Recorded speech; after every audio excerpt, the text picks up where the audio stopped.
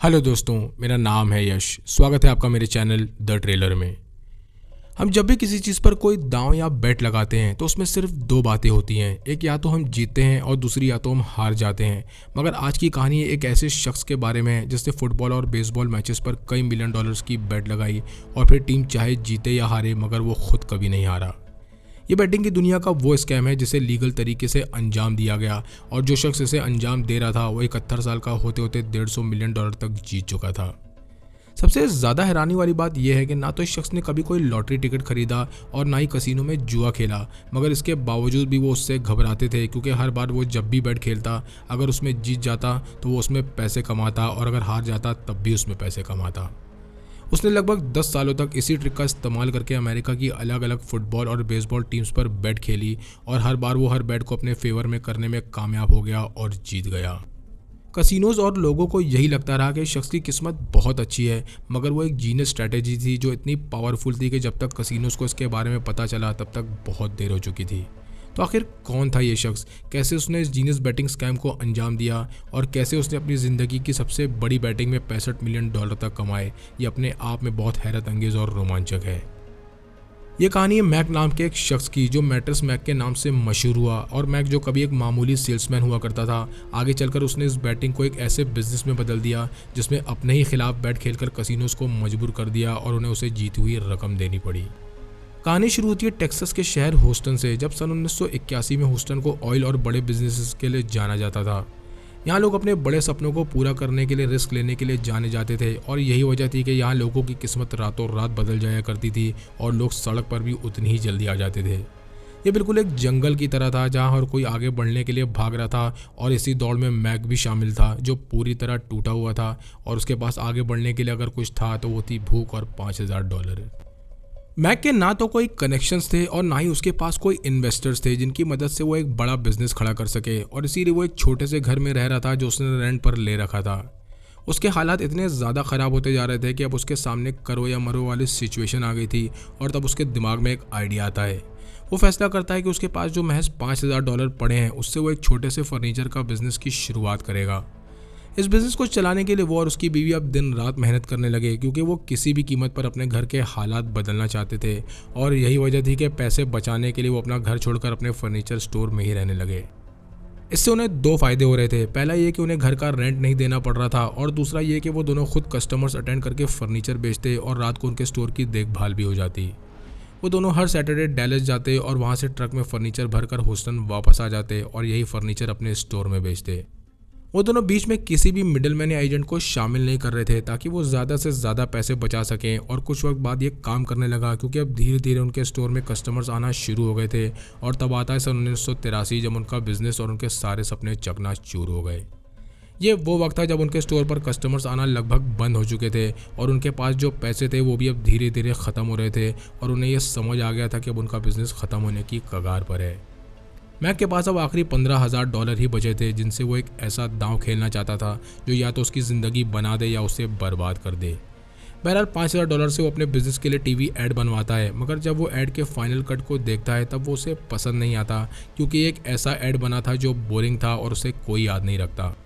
अब वो ad agency से कहता है कि वो दोबारा इसे शूट करें और इस बार वो खुद इस ऐड में काम करेगा, और इस बार कैमरे के सामने उसने कुछ ऐसा कहा जिसने उसके बिजनेस और उसकी किस्मत को हमेशा के लिए बदल कर रख दिया।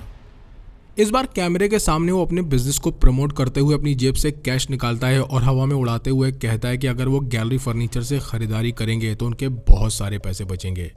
हालांकि ये पहले से तय नहीं था कि उसे कैमरे के सामने क्या बोलना है, मगर इस बार जो उसके मुंह से निकला वो पत्थर की लकीर बन गया और यहीं से शुरू हुआ सफ़र उस बैटिंग स्कैम का जिसने सबको हिला कर रख दिया। इस ऐड के अगले ही दिन से मैक के फ़ोन की घंटी बजनी शुरू हो गई और कस्टमर्स लगातार उसके स्टोर पर आना शुरू हो गए और महज कुछ ही वक्त में मैक एक सेल्समैन से मैट्रेस मैक बन चुका था। अब उसने पूरी तरह खुद को इस बिज़नेस में झोंक दिया जिसमें अब वो हफ्ते के 100 घंटे से ज़्यादा काम कर रहा था, और जहां दूसरे बिजनेसमैन स्ट्रगल कर रहे थे वहीं वो डील्स पर डील साइन कर रहा था।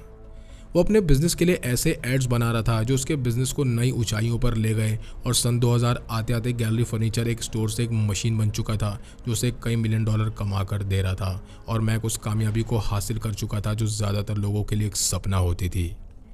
अब सबसे बड़ा सवाल ये आता है कि आखिर मैक बेच तो फर्नीचर ही रहा था, तो फिर वो ऐसा क्या कर रहा था जिसकी वजह से वो बेशुमार दौलत कमा पा रहा था और बाकी फर्नीचर बिजनेस ओनर उसके आसपास भी नहीं थे। और इसी में छुपी थी वो ट्रिक जिसने सबको चौंका कर रख दिया। क्योंकि मैक ने शुरू से ही परेशानियां और स्ट्रगल देखा था और यही वजह थी कि वो रिस्क लेने से नहीं डरता था, मगर उसने ये ट्रिक लॉटरी या कसिनो में नहीं खेली, बल्कि उसने ये रिस्क लिया स्पोर्ट्स बैटिंग में। और उसने इस पूरे रिस्क को इस तरह डिज़ाइन किया कि चाहे कोई भी जीते या हारे, वो हमेशा जीतेगा। हालांकि मैक ने शुरुआत तो बहुत छोटे पैमाने पर की थी, मगर चूंकि अब इस ट्रिक से उसने पैसे कमाना शुरू कर दिए थे और इसी दौरान मैक की नज़र एक ऐसे बैटिंग लूप होल पर पड़ी जिसके बारे में लास वेगस के किसी कसिनो ने नहीं कभी सोचा और ना ही सुना। अब चलते हैं उस ट्रिक की तरफ जिसका इस्तेमाल करके मैक ने बेशुमार दौलत कमाई और लोगों को ये सोचने पर मजबूर कर दिया कि क्या ऐसा भी हो सकता है। जहां ज़्यादातर लोग रिस्क लेकर गैम्बलिंग करते हैं या बेट लगाते हैं और फिर ये उम्मीद करते हैं कि वो ये दांव जीत जाएं, मगर ऐसा कभी नहीं होता, क्योंकि चाहे कसिनोज हो या बेटिंग हाउसेज, उन सभी को इस तरह डिज़ाइन किया जाता है कि उसमें दांव लगाने वाला ही हारता है और खाली हाथ वापस लौटता है। मैक भी ये बात बहुत अच्छी तरह जानता था और इसीलिए उसने बेट्स खेलने का एक नायाब तरीका निकाला। बात है सन 1992 की, जब American football team Houston taxon अपने टॉप पर खेल रही थी और यहीं पर मैक को एक मौका दिखाई देता है जिसमें वो महज बैट ही नहीं लगा सकता था, बल्कि वो इस गेम के पूरे मायने बदलने वाला था। इस बैट की शुरुआत करते हुए वो सबसे पहले अपने फर्नीचर स्टोर पर एक प्रमोशनल ऐड चलाता है जिसमें ये ऑफर था कि ह्यूस्टन टेक्सन फुटबॉल टीम अगर 10 मैचेस जीत जाती है तो हर $5,000 का फर्नीचर खरीदने वाले कस्टमर को $3,000 रिफंड कर दिया जाएगा। क्योंकि एक बेहतरीन ऑफर था जिसमें कस्टमर्स को 60% अमाउंट वापस मिल रहा था और इसी वजह से मैक के स्टोर के बाहर कस्टमर्स की लाइन लग गई, क्योंकि उन सभी का यही मानना था कि ह्यूस्टन टीम बहुत स्ट्रांग है और वो आसानी से 10 मैच जीत जाएगी।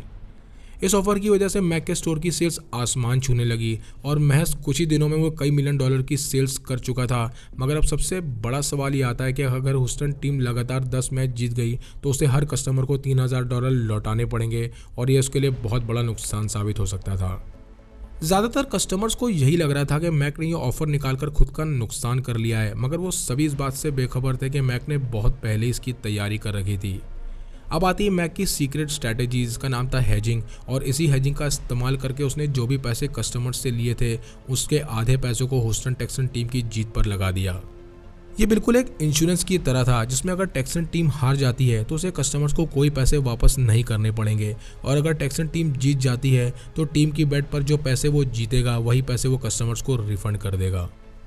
उसने इस पूरी बेट को इस तरह डिज़ाइन किया था कि अगर टेक्सन टीम हारती भी है तो उसे बेट में हारी हुई रकम ही देनी पड़ेगी और हर सेल्स में कमाए $2,000 अब भी उसकी जेब में ही रहने वाले थे। ये उसके लिए दो तरफा जीत थी, फिर चाहे टीम जीते या हारे, और मैक इसी ट्रिक की वजह से पूरे सिस्टम से कई सालों तक बखूबी खेलता रहा। अब वो अपनी स्ट्रैटेजी को और बेहतरीन बनाते हुए सुपर बोल सीरीज, मार्च मैडनेस और इस तरह के हर टूर्नामेंट के दौरान ऑफर निकालता और अपने ही खिलाफ बेट लगाकर लाखों डॉलर्स कमाता। धीरे धीरे उसने स्पोर्ट्स बैटिंग को एक बिजनेस में बदल दिया था, जिसकी वजह से उसका कॉन्फिडेंस दिन ब दिन बढ़ता ही जा रहा था, और इसी ओवर कॉन्फिडेंस की वजह से एक दिन उससे वो गलती हो जाती है जिसकी वजह से उसे कई मिलियन डॉलर्स का नुकसान उठाना पड़ा। अब तक सन 2002 आ चुका था और नेशनल फुटबॉल लीग का 36वां सुपर बोल होने वाला था जिसमें सिएटल सीहॉक्स और डेनवर ब्रोंकोस के बीच मैच होने वाला था। ये वो मैच था जिस पर पूरे अमेरिका की नज़रें टिकी हुई थी, क्योंकि ये दोनों टीम बहुत स्ट्रांग थी और एक दूसरे को टक्कर देने वाली थी। और यही वो वक्त था जब मैक की नज़रें एक और सुनहरा मौका ढूंढ लेती हैं जहां उसे अपने स्टोर के लिए प्रमोशन और बहुत सारे कस्टमर्स मिलने वाले थे जिससे वो बेशुमार दौलत कमा सकता था। इस बार भी वो पहले की तरह एक प्रमोशनल ऑफर निकालता है, मगर इस बार कस्टमर्स को $6,000 का फर्नीचर खरीदना था और अगर सिएटल सीहॉक्स की टीम जीत जाती है तो उन्हें $3,000 यानी 50% का रिफंड मिल जाएगा। क्योंकि इस बार डेनवर ब्रोंकोस सभी की हॉट फेवरेट टीम थी, क्योंकि उन्होंने हाल में एक टूर्नामेंट जीता था और ज़्यादातर गेम एनालिस्ट और प्रेडिक्शन करने वाले को भी यही मानना था कि इस बार डेनवर ब्रोंको ही जीतेगी, और इसीलिए मैक के वहमो गुमान में भी नहीं था कि सिएटल सीहॉक्स भी जीत सकती थी। अपने इसी कॉन्फिडेंस के चलते पहली गलती उससे ये हुई कि उसने सिएटल सीहॉक्स की जीत पर कस्टमर्स को रिफंड देने का वादा किया, और दूसरी गलती ये हुई कि उसने इस बार अपनी बेट को हेज नहीं किया, क्योंकि उसका मानना था कि डेनवर ब्रोंको जीत जाएगी और वो पूरे पैसे जीत जाएगा। पहले की तरह अगर वो अपने ही खिलाफ बेट लगाता तो सिएटल सीहॉक्स के जीतने पर वो बैटिंग अमाउंट जीत जाता और उन पैसों से कस्टमर्स को रिफंड कर देता, और अगर सीहॉक्स हार जाती तो उसे बेट में $3,000 पर सेल्स का ही नुकसान होता और बाकी $3,000 उसकी जेब में ही रहते। इस बार मैक बिना किसी सेफ्टी के ब्लाइंड खेल रहा था और जैसे ही ये मैच शुरू हुआ उसे ये एहसास हो गया कि उससे बहुत बड़ी गलती हो गई है।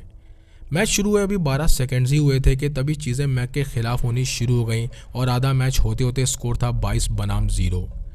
उस वक्त की स्ट्रॉन्ग टीमों में से एक और सबकी फेवरेट डेनवर ब्रोंको महज हार ही नहीं रही थी, बल्कि उन्हें बहुत शर्म का सामना भी करना पड़ रहा था क्योंकि 22 गोल्स के अगेंस्ट वो एक भी गोल नहीं कर पाए थे। मैक अपने घर पर बैठकर टीवी पर यह मैच देख रहा था और उसके पूरे बदन से पसीने छूट रहे थे और उसे यह समझ आ चुका था कि यह महज नुकसान नहीं है बल्कि अब उसकी बर्बादी का वक्त शुरू हो चुका है। मैच खत्म होते होते सिएटल सीहॉक्स का स्कोर था 43 और डेनवर ब्रोंको का 8 और मैक अब तक $8 मिलियन हार चुका था। इस नुकसान की भरपाई ने मैक को पूरी तरह तोड़ कर रख दिया क्योंकि मैक सिर्फ गेम ही नहीं हारा था बल्कि उसने पूरा कंट्रोल खो दिया था और सीहॉक्स टीम के जीतने पर उसे हर कस्टमर को 50% अमाउंट रिफंड करना पड़ा। इस प्रमोशन में लगभग 2700 कस्टमर्स ने हिस्सा लिया था और हर कस्टमर का रिफंड अमाउंट मिलाकर $8 मिलियन मैक को वापस करने पड़े और चूंकि इस बार उसने अपनी बेट को हेज भी नहीं किया था इसीलिए इस बार उसे ये पूरे पैसे अपनी जेब से ही भरने पड़े। मैक की परेशानी यहीं ख़त्म नहीं हुई क्योंकि जब टैक्स फाइल करने का वक्त आया तब उसके सामने एक और नई मुसीबत आकर खड़ी हो गई। चूँकि मैक्स ने 2700 कस्टमर से लगभग $16 मिलियन की सेल्स जनरेट की थी और ये सारी सेल्स एक नंबर में बिलिंग से की गई थी जिसकी वजह से उस पर इस पूरी सेल्स के टैक्स का भी बोझ आ गया था। इस बार मैक 3 तरफ से फंस चुका था और $8 मिलियन जो उसने कस्टमर्स को वापस किए थे वो अब टैक्स मिलाकर लगभग $13 मिलियन का नुकसान बन चुका था और इस तरह मैक अपने करियर की सबसे बड़ी फाइनेंशियल मिस्टेक को अंजाम दे चुका था। मैक की जगह कोई दूसरा शख्स होता तो वो इस रास्ते को हमेशा के लिए छोड़ देता, मगर मैक उन लोगों में से नहीं था जो अपने नुकसान को पकड़कर बैठ जाएं और वो अपने नुकसान से सीखता है और एक नई शुरुआत करने का फैसला करता है। बहरहाल उसी रात वो उन पैसों की रसीदों को देखने लगता है जो पैसे उसने कस्टमर्स को वापस किए थे और तभी वो फैसला करता है कि अब वो कोई भी बैट बिना हेजिंग के नहीं खेलेगा। वो अब कभी भी किसी भी टीम पर आंख बंद करके भरोसा नहीं करेगा और अपने बनाए रूल्स के खिलाफ कभी नहीं जाएगा और यही वो वक्त था जब वो एक गैम्बलर से एक मास्टरमाइंड बन चुका था। इस हार से उसने एक बहुत बड़ा सबक सीखा था और इसी सबक की वजह से वो बैटिंग के इतिहास की सबसे बड़ी बैट जीतने में कामयाब हुआ। $13 मिलियन का नुकसान उठाने के बाद अब मैक किसी भी कीमत पर रुकने वाला नहीं था और इसीलिए इस बार वो महज जीतना ही नहीं चाहता था बल्कि इस बार वो अपनी हार का बदला भी लेना चाहता था। 2002 में की गई गलती उसे बार बार परेशान कर रही थी और उसे सबसे ज़्यादा दुख इसी बात का था कि उसने अपने रूल्स को तोड़ा और अपने इमोशंस को खुद पर हावी होने दिया और यही वो गलती थी जो वो दोबारा नहीं करने वाला था।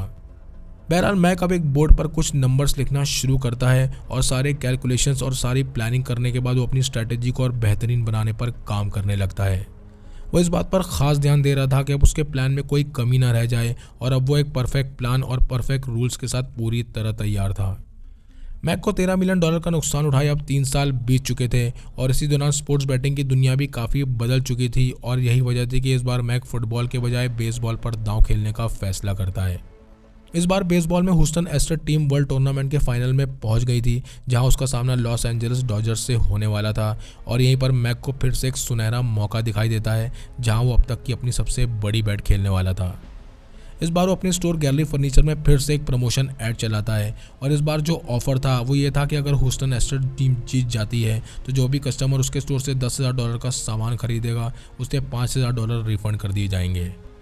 इस बार अपनी पिछली गलती को ना दोहराते हुए उसने पहले से अपनी बेट को हेज कर दिया था और ह्यूस्टन एस्ट्रोस की जीत पर कई मिलियन डॉलर्स लगा दिए थे और अगर ह्यूस्टन एस्ट्रोस हार जाती तो उसे कस्टमर को कोई पैसे नहीं देने पड़ते और अगर जीत जाती तो बेट की जीती हुई रकम से कस्टमर को रिफंड कर देता और वो भी आधा।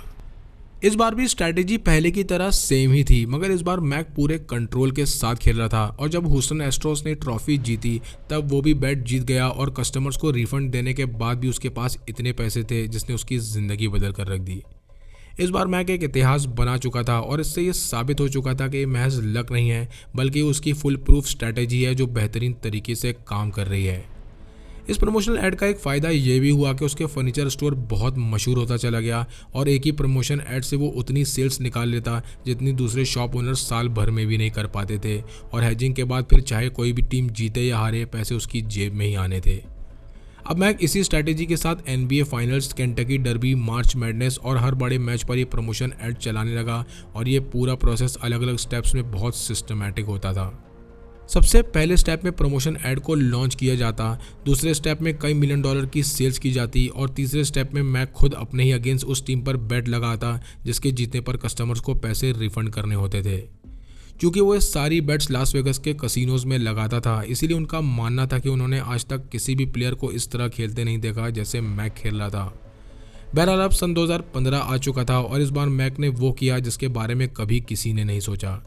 इस बार भी वर्ल्ड कप सीरीज फाइनल था जिसमें ह्यूस्टन एस्ट्रोज और वॉशिंगटन नेशनल्स के बीच मैच होने वाला था और इस बार मैक अपनी ज़िंदगी का सबसे बड़ा दांव खेल देता है। इस बार उसने ये एड कैंपेन महज ह्यूस्टन में ही नहीं चलाया बल्कि अमेरिका के अलग अलग शहरों जैसे मिसिसिपी, न्यू जर्सी और नेवाडा में भी ये कैंपेन चलाया, जिसकी वजह से उसके स्टोर की सेल्स इतनी ज़्यादा बढ़ गई कि वो महज कुछ ही दिनों में $22 मिलियन का फर्नीचर बेचने में कामयाब हो गया।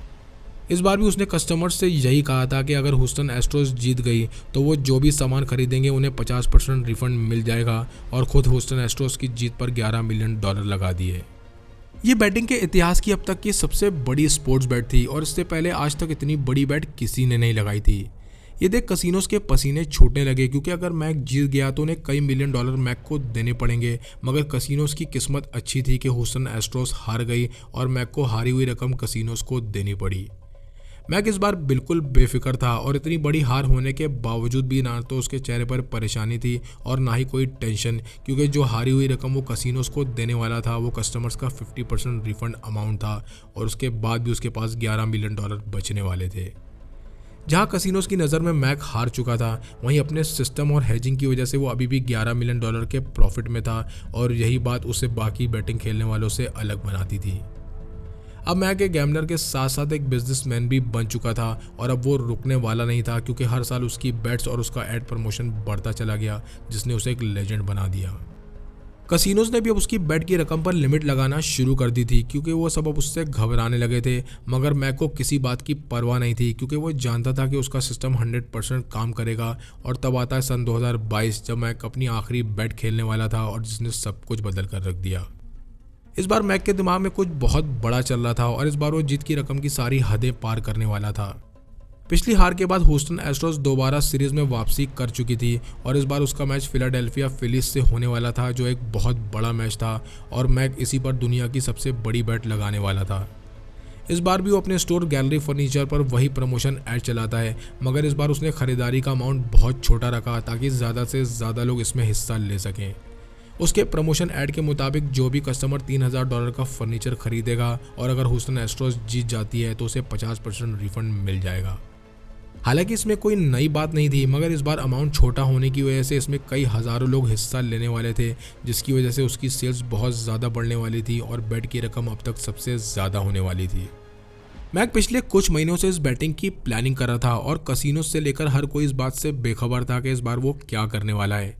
जहां ज़्यादातर लोगों का ध्यान गेम पर था, वहीं मैक का ध्यान सिर्फ नंबर्स पर था और सीरीज़ की शुरुआत होने से पहले ही वो ह्यूस्टन एस्ट्रोज पर $10 मिलियन की बेट लगा चुका था। ये तो सिर्फ शुरुआत थी और सीरीज शुरू होने के बाद जैसे जैसे आगे बढ़ती गई वैसे वैसे मैक अपनी बेट के अमाउंट को और बढ़ाता चला गया। इस बार वो अलग अलग स्टेट्स में अलग अलग कसिनोज और स्पोर्ट्स बुक में बेट लगा रहा था और जब तक ये मैच फाइनल तक पहुंचा तब तक मैक $16 मिलियन तक की बेट लगा चुका था। चूँकि अमाउंट छोटा होने की वजह से इस बार रिकॉर्ड तोड़ लोगों ने मैक के स्टोर से ख़रीदारी की थी, जिसमें उसने लगभग $32 मिलियन का फर्नीचर बेचा था और उसके आधे अमाउंट यानी $16 मिलियन को उसने दांव पर लगा दिया था ताकि कोई भी टीम जीते या हारे तो $16 मिलियन वो कस्टमर्स के रिफंड कर सके और बाकी $16 मिलियन सीधे उसकी जेब में आ सके। उधर बैटिंग हाउसेज और कसिनोज इस बात से घबरा रहे थे कि अगर मैक जीत गया तो उन्हें बैटिंग अमाउंट का 5 गुना उसे देना पड़ेगा और ये अब तक का सबसे बड़ा बैटिंग पे आउट होगा। इस बार मैक और उसकी किस्मत एक नया इतिहास लिखने वाले थे और फाइनल मैच में जब ह्यूस्टन एस्ट्रोज ने फिलाडेल्फिया फिलिस को हराया तब मैक की खुशी का ठिकाना नहीं रहा। ह्यूस्टन एस्ट्रोज ने फिलाडेल्फिया फिलिस को 4-1 के डिफरेंस से हरा दिया था, जिसके बाद फैंस और पूरा स्टेडियम जश्न मनाने लगा और वहीं पहली रो में 71 साल का एक बूढ़ा आदमी जिसका नाम मैक था वो पागलों की तरह खुशी के मारे उछल रहा था। मैक अपनी ज़िंदगी का सबसे बड़ा जैकपॉट जीत चुका था जिसमें वो $65 मिलियन एक ही रात में जीतने में कामयाब हो चुका था। ये बैटिंग के इतिहास का अब तक का सबसे बड़ा पे आउट था जो इससे पहले कभी किसी ने नहीं जीता था और सबसे ज़्यादा हैरानी वाली बात ये थी कि ये कोई लक या महज तुक्का नहीं था बल्कि मैक का बनाया हुआ सिस्टम था जो परफेक्टली काम कर गया था। ह्यूस्टन एस्ट्रोस के जीतते ही कसिनोज को समझ आ गया कि अब उन्हें मैक को पूरे पैसे देने ही पड़ेंगे और सीजर कसिनो के एक एग्जीक्यूटिव ने तो यहाँ तक कहा कि उन्होंने बैटिंग के इतिहास का सबसे बड़ा चेक मैक को लिखा। अब आता है इस पूरी बैटिंग और हेजिंग का मैथ्स, जिसमें मैक ने कस्टमर से कुल $32 मिलियन की सेल्स जनरेट की और ह्यूस्टन एस्ट्रोस के जीतने पर उन्हें 50% रिफंड करने का वादा किया। उधर उसने खुद ह्यूस्टन एस्ट्रोस की जीत पर $16 मिलियन लगा दिए, जिसका साफ मतलब था कि अगर ह्यूस्टन एस्ट्रोस हार जाती है तो उसे $16 मिलियन बैटिंग हाउसेस को देने पड़ेंगे और $16 मिलियन उसकी जेब में ही रहेंगे। मगर वहीं अगर ह्यूस्टन एस्ट्रोस जीत जाती है तो उसे $16 मिलियन का 5 गुना यानी $65 मिलियन मिलेगा, जिसमें से कस्टमर्स को $16 मिलियन लौटाकर $40 मिलियन उसके पास आएंगे।